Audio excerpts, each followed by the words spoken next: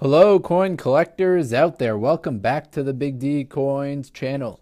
This video is going to be an introductory video to the presidential dollar coins. Now we're just going to be talking about some pretty simple stuff, nothing too complex or in-depth in this video. We'll have more videos throughout the day and tomorrow and the day after with more complex stuff. But this one is going to be pretty introductory, so stick around if you want to get some basic facts on the presidential dollar coins. So the presidential dollar coin started in 2007, so I figured why not start with the first one. We have George Washington, John Adams, Thomas Jefferson, and James Madison. That's 1, 2, 3, 4 as far as the presidential order goes. Now the United States was honoring the nation's presidents by issuing the $1 coin featuring their images. Unfortunately, these weren't received too favorably by the public. Myself, as a coin collector, really did like them. But in 2011, Secretary of Treasury Timothy Geithner directed the Mint to suspend minting and issuing circulating presidential dollar coins. Regular circulating demand for those coins has been met through the Federal Reserve Bank's existing inventory of circulating coins minted prior to 2012. So whenever there's a coin that's introduced, it has to be passed as part of a public law. So the presidential dollar coins were passed as part of Public Law 109-145, which seeks to revitalize the design of the United States coins and returning circulating coinage to its position as an object of aesthetic beauty in its own right. Accordingly, the presidential $1 coins feature a larger, more dramatic artwork, as well as edge-incused inscriptions of the year of minting and the issuance in E pluribus unum, as well as the mint mark. So the presidential dollar coins came out as part of, well, I guess after some other dollar coins. You might be familiar with the Dwight D. Eisenhower dollar coins, which came out from 71 until 78. Susan B. Anthony dollar coins, which were made for a short period from 79 until 81, and then again in 99, as well as the Sacagawea coins, which started in 2000, and they're still being issued today. So let's get into the actual mintages of these first four. These first four were the four that were released the first year in 2007. So we have George Washington, who was president from 1789 until 1797.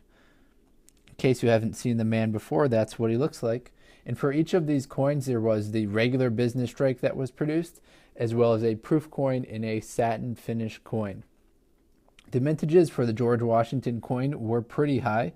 There were 163 million made at the Denver, 176 million made at the Philadelphia for the business strike coins. Now you'll find the mint mark on the edge of the coin.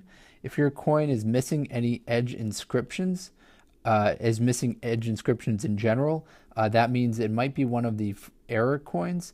The U.S. wasn't accustomed to making inscriptions on the edge of the coin, so some of the first coins that were produced, it's kind of concentrated in the Washington, Adams, and Jefferson coins, but those ones, some of them are missing the edge inscription, so if you flip your coin over to the edge and it's missing the inscription, then you might have an error coin, which would be worth a little bit more money. So the mint mark will be on the edge, as well as E pluribus unum and the date. So you'll see, unfortunately, you won't get a good look at it with this camera, but it is there for mine. I have definitely checked. All right, so the next one in the series, actually, let's stay on George Washington a little bit. In case you're not very familiar with him, in case you're sleeping through all of middle school or high school and didn't hear about this guy right here. On June 1st, 1789, President George Washington signed the country's first act of Congress concerning the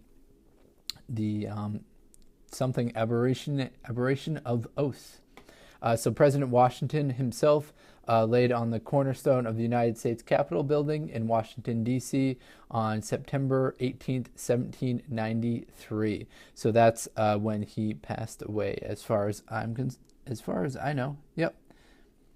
All right, so on to the next one.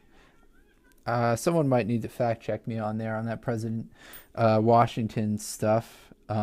I'm pretty sure I might have been mixing up some of the dates there, but I want to kind of get through these quickly.